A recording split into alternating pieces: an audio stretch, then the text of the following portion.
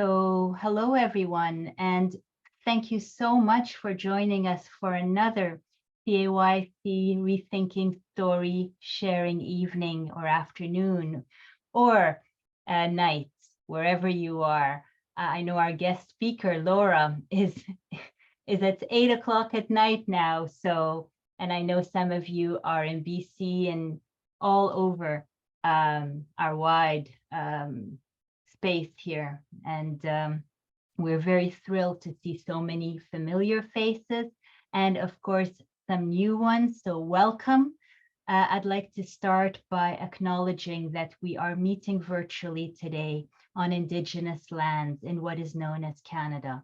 My name is Randa Qatar, and I'm the current president of the Canadian Association for Young Children, CAYC, as we like to call it, and an adjunct faculty at Western University. I'm coming to you this afternoon from my home on Treaty 13 land, also known as Takaronto, on Anishinaabe, Haudenosaunee, Wendat, Chippewa, and Mississaugas of the Credit Lands and Waterways, and home to many Métis nations. A few words about CAYC for those who are new to these gatherings. CAYC exists and has existed as a cross-Canadian organization since the 1970s, and it is dedicated to creating critical forums to engage and to activate conversation on research-informed practice and understandings of early childhood education and issues mattering to children. CAYC organizes events and activities and gatherings such as these, ones to bring those who are concerned with issues related to children and childhood together. We have a fabulous journal, the Journal of Childhood Studies, and I'll ask Christine to put a link in the chat for those interested to take a look and for those who don't know about it. We also have plans in the work for our next national conference, which is taking place in British Columbia in 2024. So we hope we'll see many of you there. I'll also ask somebody to add the website link to the chat so that you can stay tuned for any updates about the conference.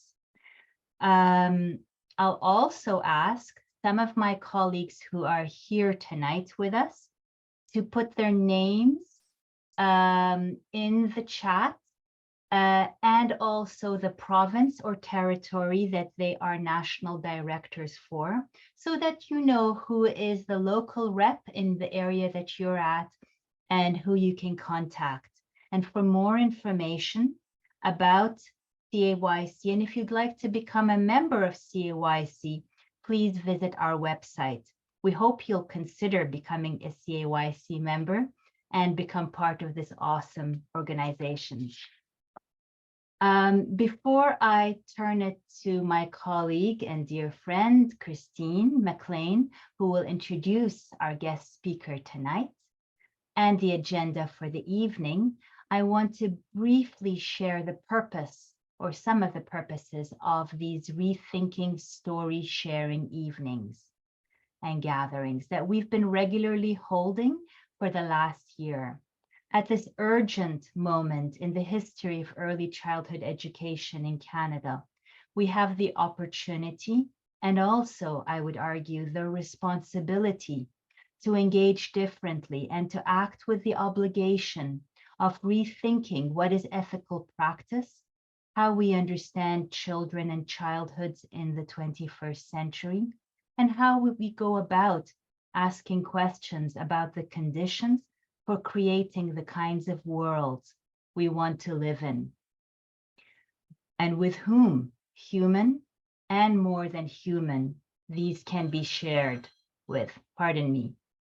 The impetus for rethinking story sharing gatherings is intended to make visible local glimpses such as what will happen tonight of this kind of work that is happening all over Canada.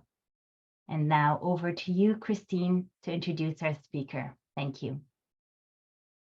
Thank you very much, Randa. And my name is Christine McLean, and I'd like to acknowledge that I'm in Mi'kmaq, the ancestral and unceded territory of the Mi'kmaq people. And along with this acknowledgement comes a great gratitude and respect for elders of this land, past, present, and future, and a reminder that we are all treaty people. So I am so pleased to introduce Laura. Laura Molyneux is an early childhood educator from Newfoundland and Labrador, and she and I go back a long ways. and she's not that old, but we still go back a long ways. So Laura's passion really is in creating community in wild and wonderful ways.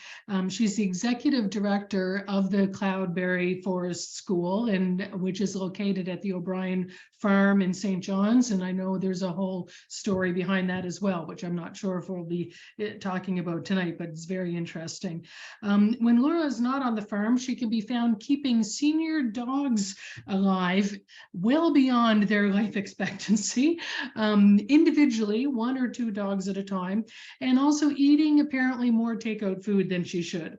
As for her next adventure, she's going to be buying a kayak, and she's been told by someone that this summer she's going to learn how to fish, which is, considering that you've lived in Newfoundland and Labrador for quite a while, I'd say that, for your life, it might be time to do that. So that's great. So we're going to have Laura tell us a story about the Cloudberry Forest School and the important role it's playing in Newfoundland and Labrador right now.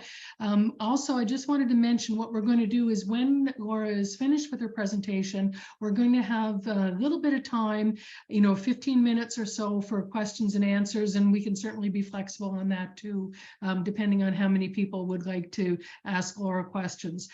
So without any further ado, and Rand, I don't think there's anything I'm forgetting to say right now.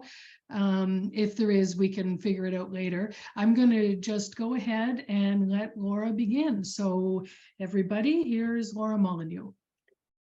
Thank you so much, everybody, for that warm welcome. And absolutely, it was definitely a little bit of a knuckle wrapping to learn that. I want to, of course, acknowledge that I and the work that I do is on the island of Uktuhumguk as the unceded and traditional territory of the Beothuk and the Mi'kmaq.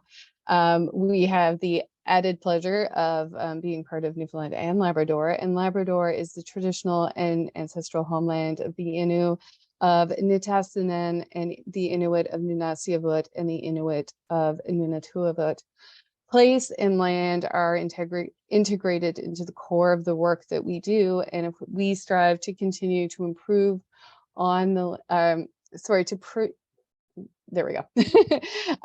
We strive to improve on the recommendations of the Truth and Reconciliation Commission and to learn as much from the land and the children as we learn on it. Cloudberry also wants to recognize that play-based work on the land works within a very colonialist framework, and that in order to continue to do this work in an ethical way, we must come to terms with the racist and painful history that was done in the name of education, and particularly when we put it into the context of bringing children onto the land. We also want to acknowledge one of my favorite places in the whole wide world, even on a sideways rainy snowstorm, the unique space of the O'Brien Farm.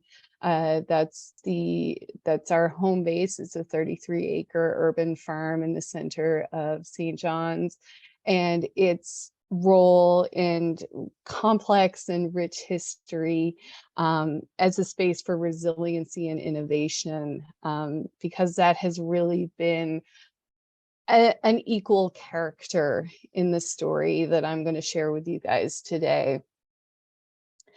Today I'm going to weave this into story, and I'm going to weave it into magic, but I'm going to give you a little bit of an introduction on the core project that Cloudberry has been working on over officially the last 2 years, but unofficially since our Pie in the Sky inception in 2012.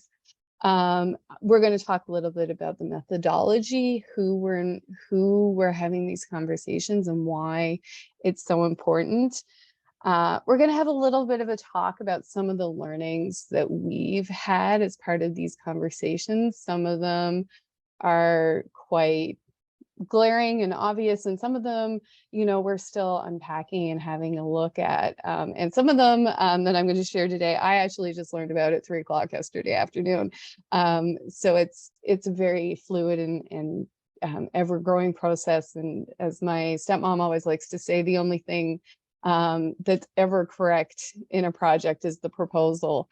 And it's certainly been the case as we've gone through this project, and we've really got to explore and unpack directions that we never really thought we'd go in, and also like reaffirm some of the work that we do. And then we're going to kind of end with some of the next steps, in the hopes that, as we go through and finish up our funding and move into the next stage of our project and our story and our journey.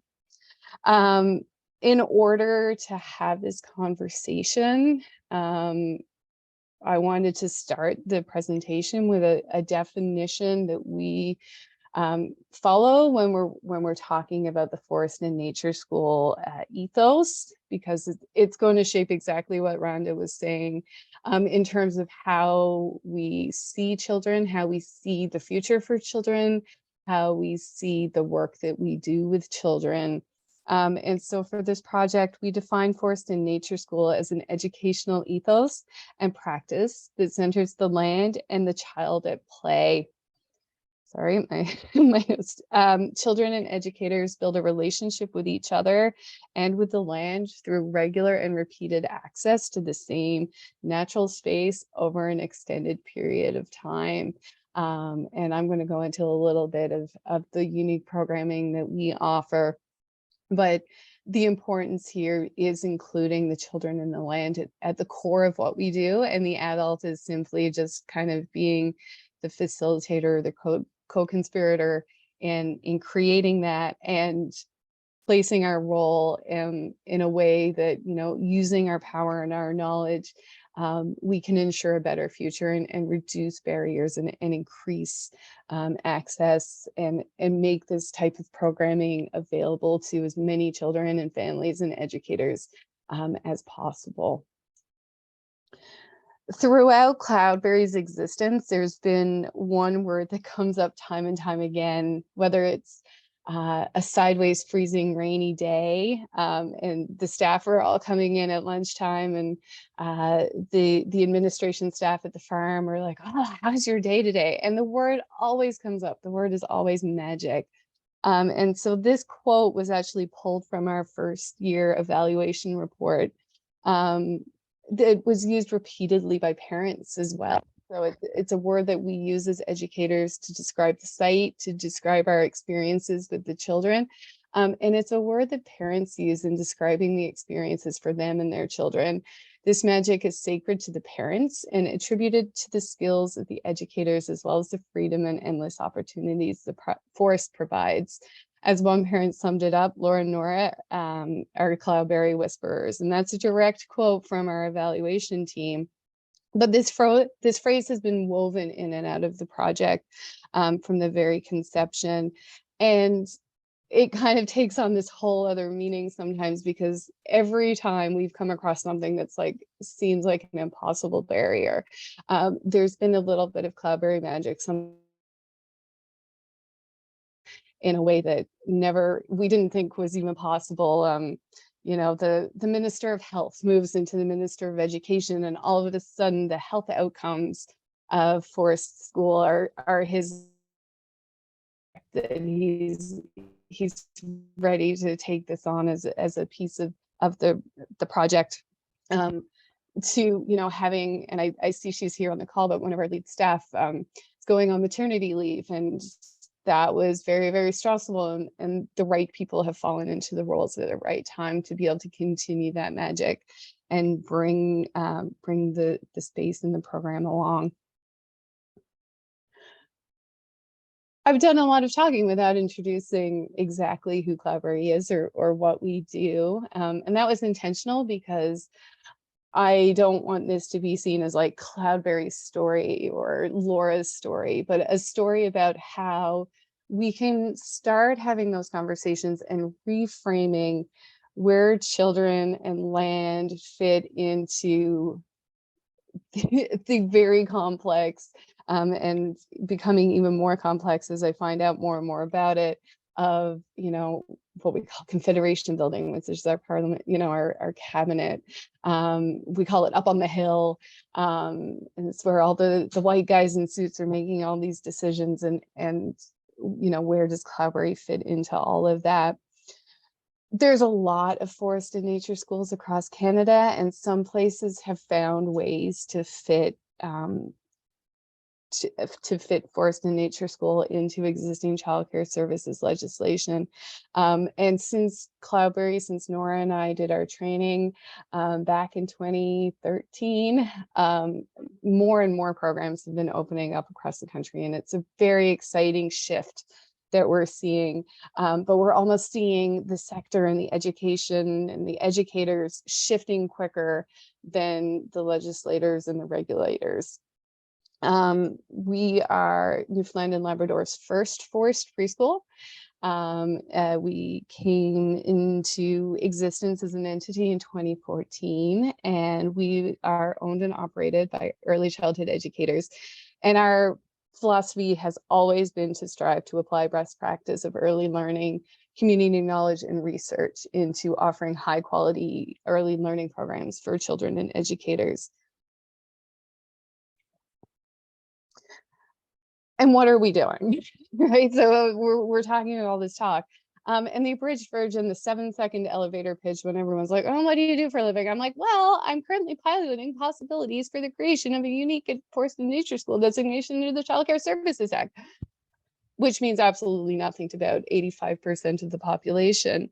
But what we're really doing is we're talking a lot about toilets, we're talking a lot about fences, and we're really trying to come up with a way to reframe forest and nature school into the childcare services, but instead of fitting it into a box that we know it doesn't fit, and we'll see that we know that forest and nature school doesn't fit childcare services legislation, because the first rule of the Newfoundland and Labrador legislation is that all childcare centers must have 4 walls and a ceiling. And we have a tarp and some mud. And so we know we're not going to fit, and we could apply for an exemption after exemption after exemption. But if you go back to the last slide, we've always been wanting to push for that quality and that you know, enhanced quality model. And we really don't believe that it's possible to do that with just getting an exemption for census and getting in that, because you're not looking at really trying to support the educators, to support the inspectors, and you're not supporting the children by offering these like loopholes into childcare services. So instead, what we're doing is we have created a pilot partnership with the Department of Education in order to learn from each other and to figure out where the gaps are in regulation, and to find out what the strengths are in forest school, and where we're going to make accommodations, because I don't like the word compromise. So where are we going to make accommodations to our programming, or, you know, our staffing, or whatever the case may be? Where is government going to make accommodations, and how do we ensure that we are creating spaces for our children that are quality, but they'll look different? The center that I run is going to be the center that's running in Corner Brook that's going to be different than the center that's running in Nain. It all depends on, you know, people's visions for the project, but creating a way to be able to look at these spaces and support the educators in doing the work that they do, while still ensuring children are safe and healthy, and all of the important things that regulation will provide.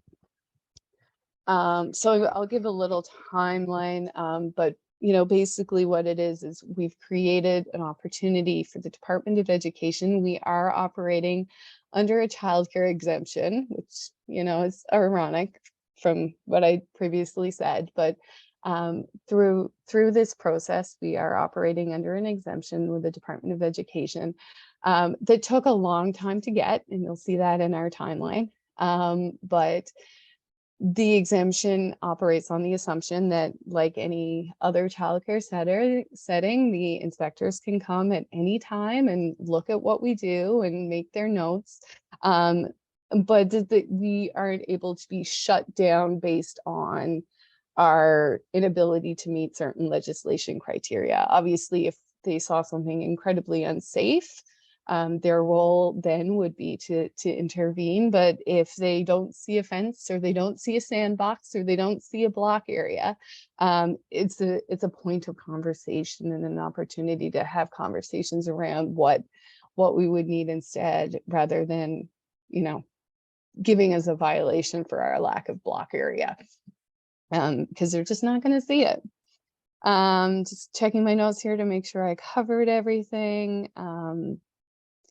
And my favorite part of this process and this story is the first inspection that they did. So I had shared a lot of, our initial stuff with them. They got our orientation package.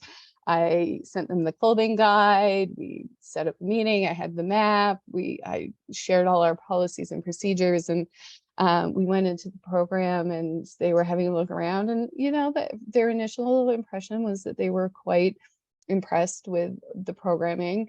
But they looked at me and they said, "Oh, this is all very well and good, but what if you have a runner in your program?" And I looked and I said, "We do, and he's right over there."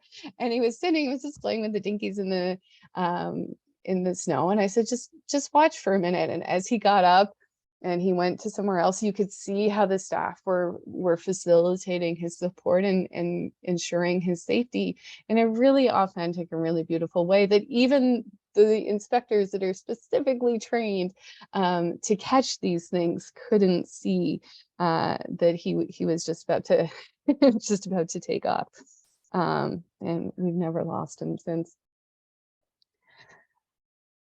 I like to talk about this project a lot. I'm very passionate about this project, but I am certainly not the only person involved in this project. There's a lot of magicians weaving their own Cloudberry magic that are allowing this project to get even as far as it's gotten. Even if we, ended the project right here, it's gotten further than I could ever imagine, and it's due to the people that are going to come up in the next few slides here.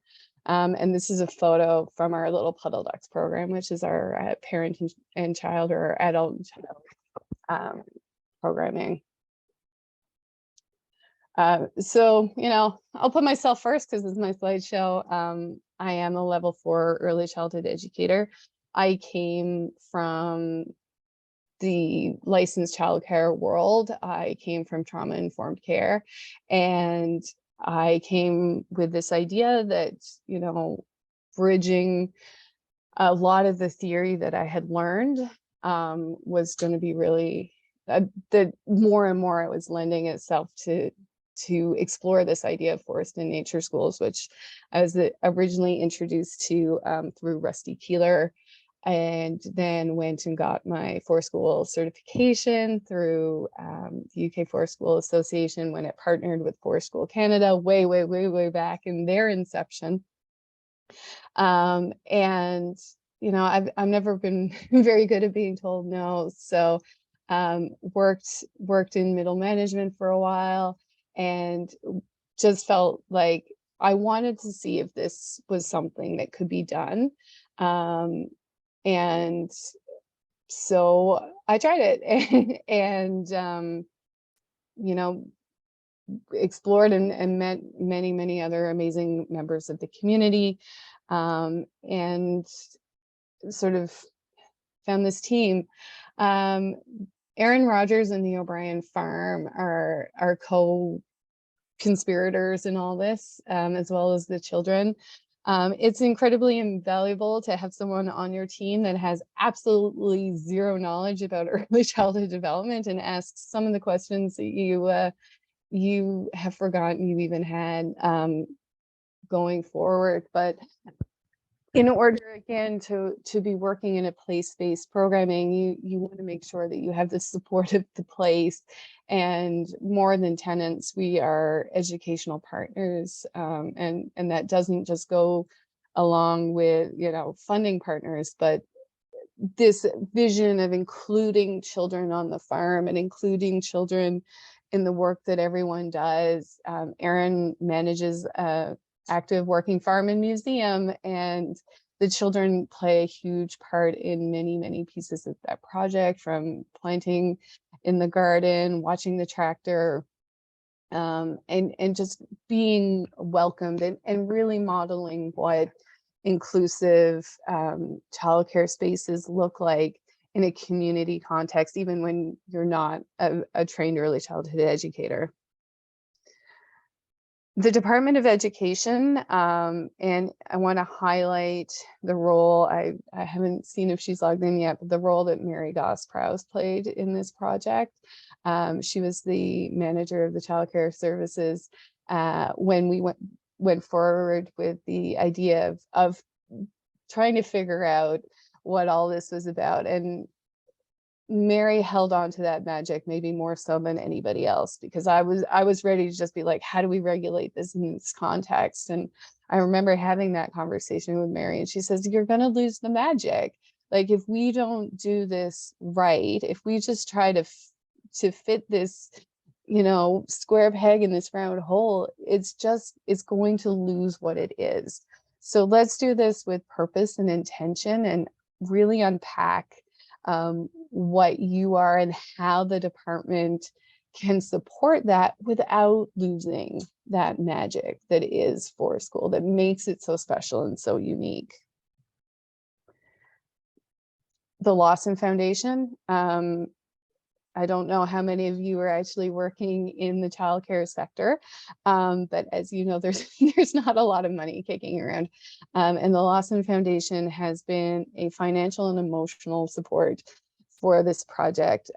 Their backing has really allowed us to get the research and the data to back up what was always just like, oh, I have a funny feeling that this is better for kids. We now have evidence that backs it up, thanks to their support, and building that community as part of this particular project. They've managed to connect us to a national network that allows us to feel supported in a very isolated place in the world, in a very isolated sector. We have this ability to network with people, and anytime I'm like, I really don't know what I'm doing, and then there's someone on the other end of the line, or they'll say, oh, have you called so and so? That it has kept the project afloat more than once. The Cloudberry team, and I do see a number of you there. You can't hide from me, but any time you bring a bunch of people that maybe hadn't signed up to be part of a research project, it can go a number of ways. But I have a dedicated group of educators who have made this project so easy, because in a mock inspection system, I don't have to worry about coaching. I don't have to worry about worrying about what they're doing at any given point. I have a team that takes what we're doing, they eat it, they breathe it, they look at it. And so I know that when I'm telling the Department of Education, and then the Department of Education comes and does a surprise visit, I know the Department of Education is going to see what I told them they were going to see, even if they don't see me there. So that makes it incredibly invaluable as part of this project. And it's all about community. It goes back to what Rhonda was saying right at the very beginning. It's about our kids. It's about the spaces that we create for them. And we wouldn't be able to do it without the support of our families, who drive their children to forest school in a snowstorm, or pick them up, or, help support clothing drives and keep the community going, and bringing that community to us. There are a lot of barriers to what we do that we'll talk about briefly as well. So having a community that is there, and stands up for you is invaluable. These, I like to call them my paid cynics. Dr. David Philpott and Jan Miller-Pitt are our evaluation team, who are looking at a variety of different pieces, but most of the data that I'm going to share with you today have been collected from their research. It's, again, really great to have people. Jan is, I was saying earlier, Jan is the trees to my forest. I have a big picture vision of what I want to see, and Jan can take those little pieces of detail and sort of say, well, have you considered this piece of it?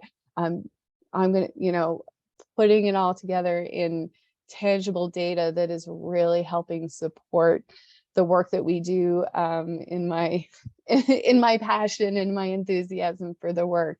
Jan and David are both giving me the research and the tools to back up what it is that we're doing. They both also have experience like on the Hill, and help support me in opening up doors. There are doors that these two individuals have opened by being third parties, by taking anonymous data, excuse me, that I haven't been able to access in 10 years because government, government has certain protocols that they work within. And David and Jan, because they're doing research rather than lobbying, have been able to open up doors for us. A special mention goes to Nora Trask. Nora was the co-conspirator at the beginning of the Forest School project. And before we came up with the name Cloudberry, it was Nora's Forest School. Nora is an example of some of the barriers that educators face in the forest and nature school realm. And after going on maternity leave, Nora went back to school and is now working actually on the Hill, as the manager for childcare expansion. So for very obvious reasons, she's not working directly on this caseload, but is always there as a support and an invaluable member of the team. And further special mentions goes to places where we're still figuring out where our role is in the journey, but the support behind the project is definitely there. The College of the North Atlantic and the Faculty of Education, as they're moving forward with their timeline, are just introducing a 4-year Bachelor of Arts degree in early childhood education, and see the value of infusing a lot of that with outdoor pedagogy and outdoor training, and have actually supported our work in the development of micro-credentials and additional in-service and pre-service training for ECEs. The Association for ECEs of Newfoundland and Labrador are the certifying body for educators, and I know every province is different and I can touch on some of them, but they're the group that holds ECE certification. And one of the deliverables that we hope to get from this project is that we end up with a unique certification for forest and nature school practitioners. So you have your ECE, and then you have your infant certification, and you have your family home childcare certification, and you have your forest school practitioner certification. And ASNL would be the ones that would be sort of supervising that process. And so they have come on board to kind of figure out what that looks like where would we go, what would we need to ensure that level of certification. And it's a bit of a chicken and egg, because they won't, they can't do something before it's in legislation, but legislation needs to know that they would be interested in doing something in order to create that for them, for us. And Service and Now, who are they're a little bit of a stick in the mud, but they're coming around. They are our public health and safety team. They're in the department. Well, actually, Service&L is its own department at the Confederation Building in government, their government department. And so their participation is slower than Department of Education, but it is still really critical. And bringing up a lot of what they are concerned about has been really helpful in kind of shaping how we look at the questions that we're asking. In order to kind of give us a timeline, I'm just checking the time here now, of where we came from and what we hope to achieve. Here's a sort of brief outline of how we got to this place, because it seems like a 2-year project, but it's actually 20 years in the making, and certainly 12 years in the making, with Cloudberry, from Cloudberry opening as a pilot site, to moving to the O'Brien farm and the release of the early years framework, which ties into stuff later on. We get a little non-compliance letter from the department. We get invited to the Outdoor Play Symposium. We get invited to submit our proposal. Then there was like this COVID thing that happened, which actually gave us a lot of data on outdoor education as being safer spaces for children. And then we get operational exemption based on our proposal, and then we begin the pilot project. It was all this important. It's important not just because, someone told Laura no, and I was like, oh yeah, prove it. But what happened was in 2017 when we when there was I can get into it later, but in the interest of time, I'll just keep going. When we got that letter, we followed up with questions on regulation and safety and training requirements if we wanted to operate as an unregulated program. And basically, we were told that as long as we operated under the 10-hour a week rule for exemption, we could run however we wanted. And going back to our philosophies on quality, we realized that that wasn't really where we wanted to be. And we felt that rogue operations were risking the sector as a whole. And by having no regulations at all under these, we were a little bit nervous that other programs would operate without the same quality assurance, and we'd all be under scrutiny for work that we knew was being offered quality, but we couldn't guarantee for others. There's so many other reasons why we want to go through this process too. So for our educators, educators face incredible barriers to working in our program. They lose the ECE wage supplement and one-time payment grants that other educators working in regulated centers do. And so we can often only offer part-time hours or couple together full-time shifts, but not with the same group of children.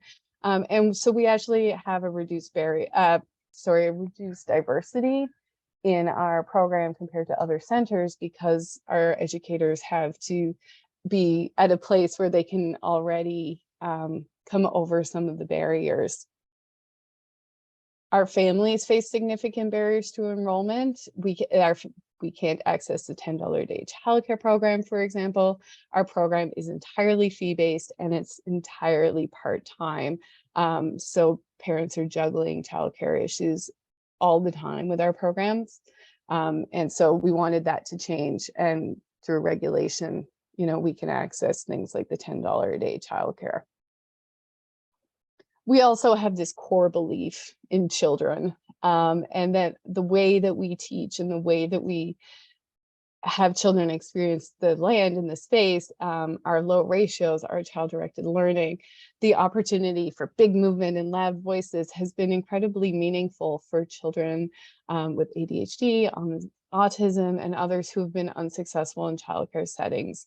And we recognize that we are missing a huge part of the child population of even St. John's, even of our own neighborhood, because of the barriers that we just described. We also have a philosophical belief that we shouldn't be siloing childcare in the grown-up world, and that childcare can be part of the real world. And our programming on the site, the children become and are doing and being members of the O'Brien farm and learning all of these farming skills, but they're also learning community skills, like sharing spaces with others. And it's not a field trip to go to the garden. It's not a field trip to see the tractor. It's just part of the space that children get to engage with every day. Christine, I can talk about this forever, so feel free to interrupt me at any time. But I'll just talk a little bit about kind of the process of where we are and what we've been doing. We took some key stakeholder interviews. We did a gap analysis to look at where we did and did not fit into legislation. There's a full literature review on forest schools in general, and then a legislative scan to support the cases for forest and nature school. The key learnings, most of the time you end up talking a lot about toilets. there's all the conversation always goes to like toilets. How many toilets do you have? Where are the children going to the toilet? Service NL, health and safety, for obvious reasons, have been more challenging to engage with. And there's been some interesting reflections over the last week that have really come to light, that have really helped me understand what might be happening in the overall picture. And then just when you figure everything out, then there's a couple of cabinet shuffle, and there's a global pandemic. And so it's that ability, just like everything we do in early childhood education, to be flexible in the work that we do. Some quotes here, and in the interest of time, I won't read them all. But we did key stakeholder interviews with our parents as being and through the parents, the children as well. The parents had a few questions to ask the children. And so talked about the benefits of forest school, what they liked about it. But what was really, really interesting was the next slide, where, much like Mary had said earlier on, the parents were very reluctant to want regulation. They were government needs to be careful how they regulate this while ensuring risky play. Regulation tries to standardize. Regulations tries to control. Regulations are written for indoor centers. So the parents had this idea, and rightly so in a lot of ways, but I was surprised at how many parents were entering this project with real caution, that they also didn't want to lose the magic of what we were doing. And even though we had all of these barriers that we'd already outlined, and parents were continuing to feel, they still were reluctant to see regulation as being the answer to that. As one parent noted, I fear for fences and schedules and restrictions that would limit the opportunities the current program provides. And we recently did a second wave of interviews where one of the children actually participated with their parent, and the quote was really beautiful. And he said, the fences are for the animals, not the children. And so I want to take that on as my next wave of the project. We interviewed a few community stakeholders as well, and a lot of them expressed some of the same challenge or some of the same apprehensions about regulation, and maybe a different understanding of how we were defining forest and nature school. Saw a lot of value in it, but there was apprehension, that we weren't going to be able to be truly an accessible program, that we would definitely need that requirement for specialized training. And how do we make sure that ECs can access that training if there's already so many barriers to early childhood educators? Forest School is seen as exclusive with low ratios, higher fees, the need for specialization, expensive clothing and transportation. Absolutely. We 100% agree with a lot of what these community stakeholders were saying. But again, it's about collecting that data.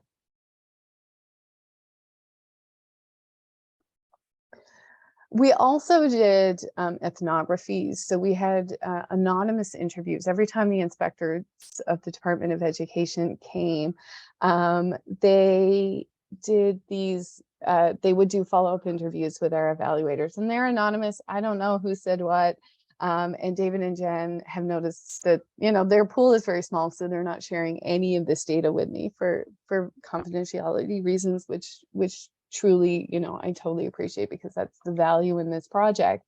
But, you know, much like research from other areas, inspectors that are more familiar with outside or more open to the idea of being outside, our major areas of concern are related to health and safety, and being able to do the site inspections and see it not as this like them against us, but this, hey, like, what do you see here? Like, what are you nervous about? Like, there's a kid up in a tree. Like, how are you feeling about that? Would you like to see the paperwork that we've done on the back end? Was really helpful in reassuring them that we were ready to move on to the next stage. Our gap analysis. So we did 2 different gap analysis. Government inspectors did one where they took all their forms and filled them out and see where we fit in. And David, Jan, and I did one where we took all of the legislation and we see where we fit in.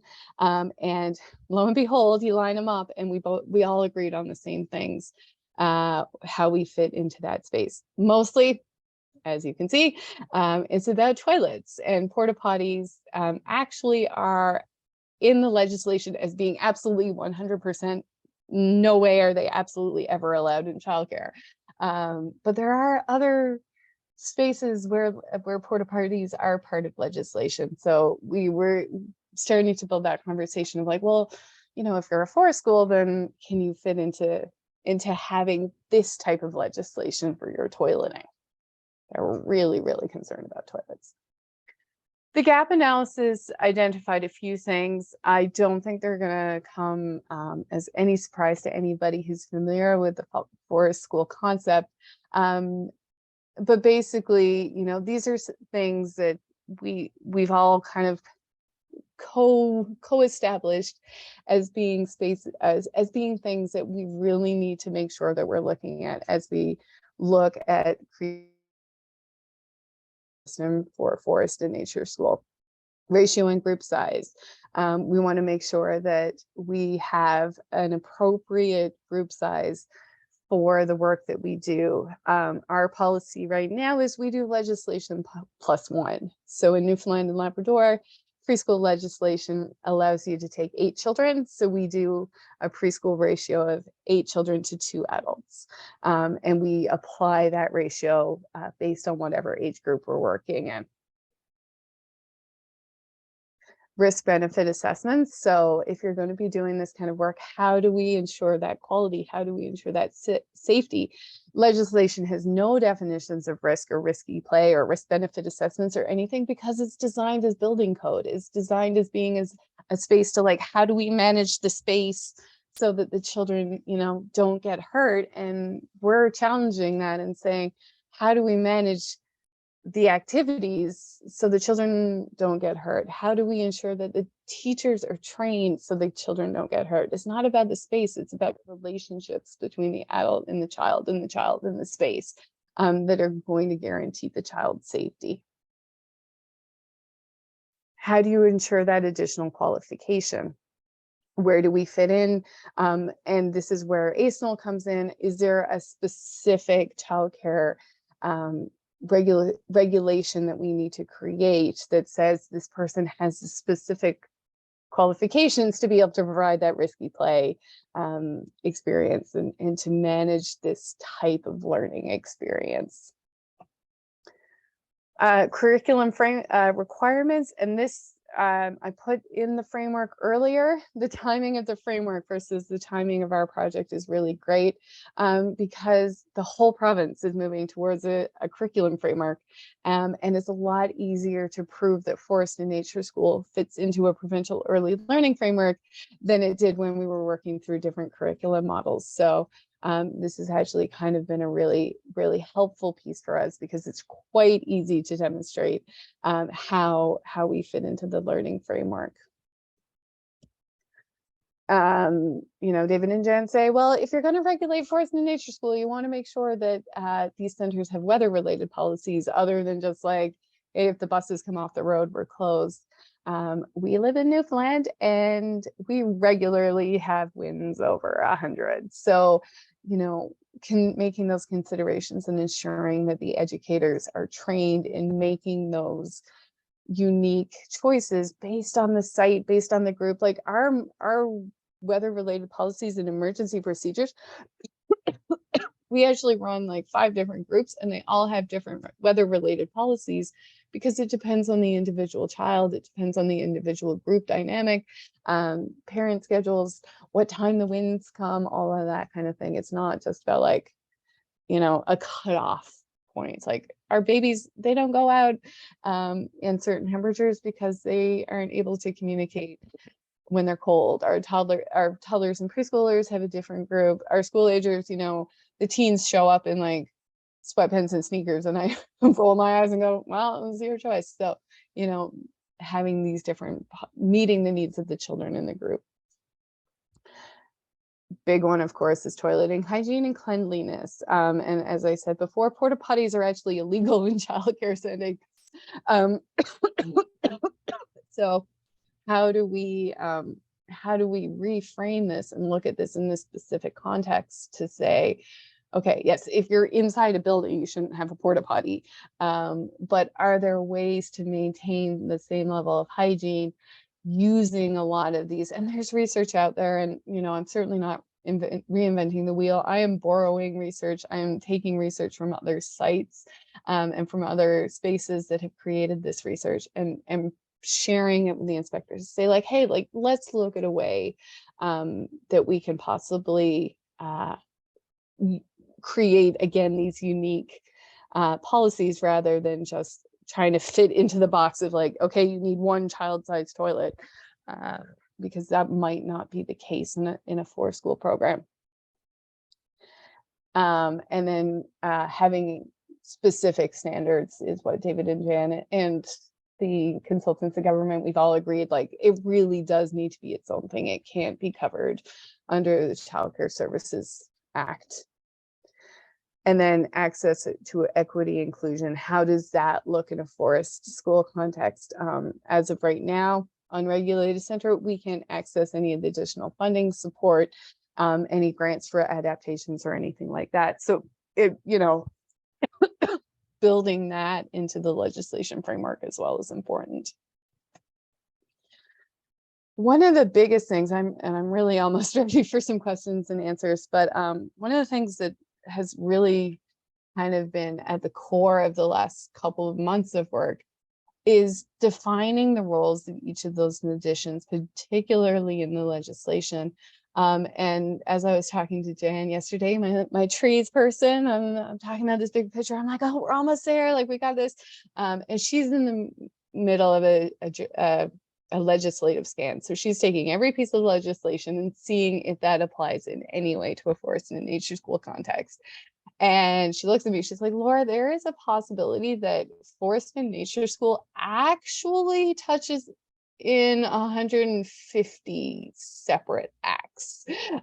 So it's becoming clearer and clearer why other departments are a little bit anxious about opening up Pandora's box, because if we open up the possibility that we can have a porta potty because we're forceful, well, not only does that like opt for rogue operations and childcare centers to have porta potties, but like it could mean that there are porta potties, springing up all over the city as we look at this. So that's really helped put into context, like doing this with that intention that everybody has really brought to the project from the very beginning, from Erin to myself to Mary to Asenal. Like, if we're going to do this, we're going to do this right, and we're going to make sure that we're keeping that magic, even within the context of all of these other like bureaucratic things that are coming up. Like, hold on to that magic and figure out from there, how do we keep that magic in a porta potty policy, but allowing it to take more time than maybe I would prefer. But at the end of the day, you know, what we really want is that legislation is a working document, and the language around childcare can and needs to change. It's exactly what was talked about in the introduction. Like, how do we look at our role and define childcare and the unique ways that we can be providing childcare, and how interconnected legislation acts really are, and how everyone needs to feel like they're part of the process. Whenever I sort of introduce this concept to people, I think of it in terms of how we treat our children as confident, competent, and capable. And the adults in our world are all of those things too. But you know, they're holding on to the pieces of information that they have, and we want to take, you know, Christine, I know you love it. We're going to take some Vygotsky here, and we're going to scaffold that knowledge, and we're going to start where they are. And whether that's, you know, really, really apprehensive to the idea, or maybe it's, you know, the Department of Education people who have that background in pedagogy, and they have that background in the theory behind it, and they're like all in. And then you have health and safety who have a background in hygiene and germs and see what we're doing. And like, how do we, you know, make sure that they feel heard and validated rather than, you know, pitting each other against each other. So what's next? Well, you know, again, this is correct today, but you know, I've got a call next week, so it could change.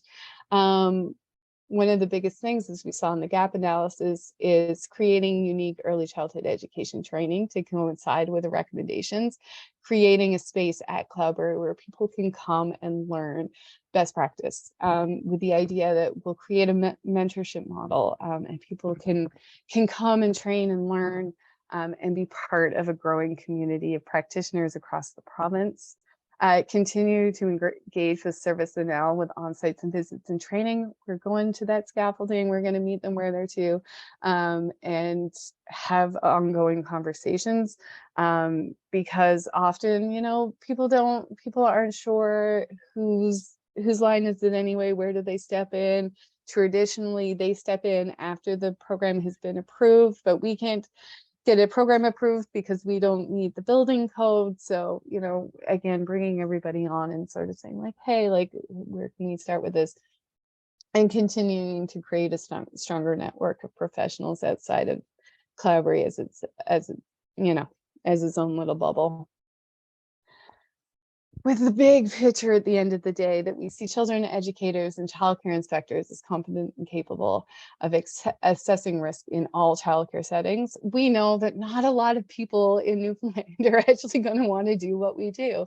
But there are so many people in Newfoundland and Labrador that want to do what we call outside of the fence programming, programming where they get to go and do pieces of this. And it's not a rogue operation. It's not something you do outside of regulation. It's something that's embraced within the childcare services regulations, so that we redefine what childcare settings can look and feel like, and bring them back to the community that they're in, rather than these little childcare centers that look identical across the world, and to empower more in-service and pre-service education. And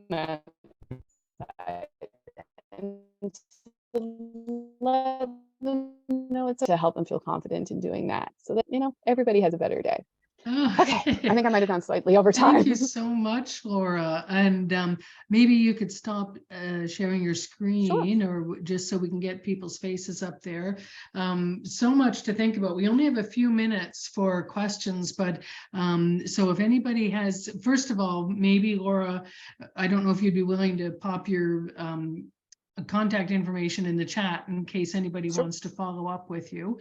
But if you would like to ask a question now, you can put your hand up and we can enable your mic if we need to.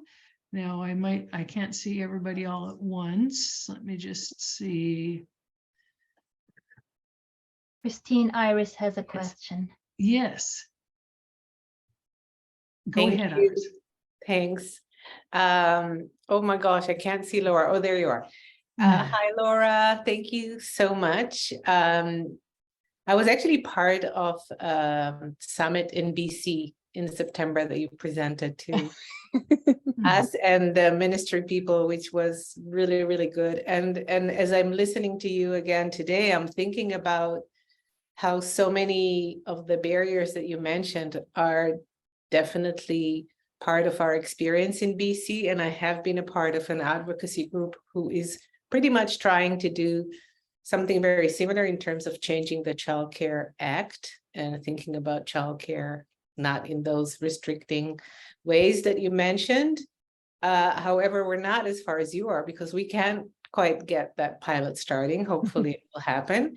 So one thing that it made me think about is here we are in a pan-Canadian organization today, and I don't know where people are from, but it will be really interesting to create that or begin this network you just mentioned, because here we are in BC and you're on the other side of Canada, but I'm sure in between there are many people perhaps struggling with the same issue. And then I also have a question. It's not about toilets. Darn. It was more about, I was really curious about the research that he's done. And I was just wondering how you spoke very highly of the researchers, how they work with you. And also, I don't think that you mentioned if you're working with an early learning framework. So do they also look at that aspect, the pedagogy, the learning that they evaluate? Yeah, so our evaluators actually, we were connected with them actually through our funder. One of the evaluators, Dr. David Philpott, his background is in special education. He's a retired professor at MUN, and our other evaluator is just a recently retired legislative person. So she's the one that goes way down into the weeds of all of the stuff that I have goes right over my head, but she knows what she's talking about.